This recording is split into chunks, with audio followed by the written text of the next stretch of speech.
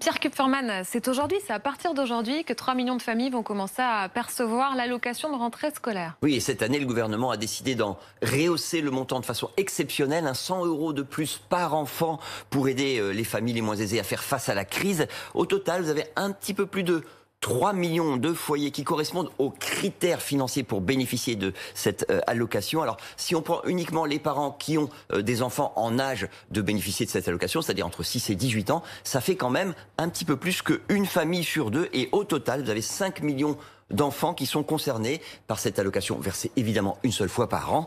Et donc ces 100 € de plus cette année, eh bien, ils vont représenter un surcoût pour l'État de 500 millions d'euros. Et forcément, ce coup de pouce particulièrement bien vu par les familles nombreuses. Oui, c'est assez logique. En fait, plus on a d'enfants, plus la rentrée scolaire coûte cher. Mais c'est vrai qu'avec cette rallonge exceptionnelle, le montant total versé, par exemple, à une famille de 3 enfants, eh bien, il s'approche des 1500 €. Et pour une famille de 5, le montant viré sur le compte des parents par la CAF s'approche des 2500 €. C'est-à-dire que si vous prenez le salaire médian en France, vous avez en France un salarié sur deux qui touche moins de 1790 €, ça représente un mois et demi de ce salaire médian. Il y a pourtant certains politiques, Pierre, qui critiquent cette aide, qui disent qu'elle ne profite pas forcément aux enfants.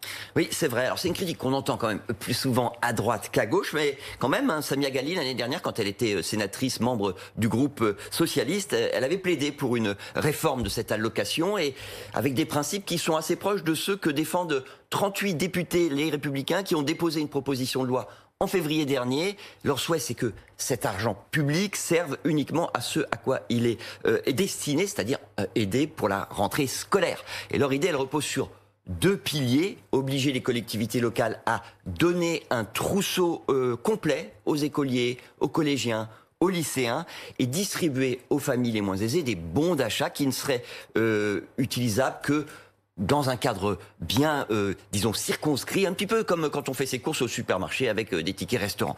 Et en plus, ces députés, ils souhaitent que la caisse d'allocation familiale ne se contente pas de demander une déclaration sur l'honneur pour les enfants qui ont entre 16 et 18 ans, parce que l'école n'est plus obligatoire au-delà de 16 ans, et donc ils voudraient que les parents soient obligés d'apporter un certificat de scolarisation.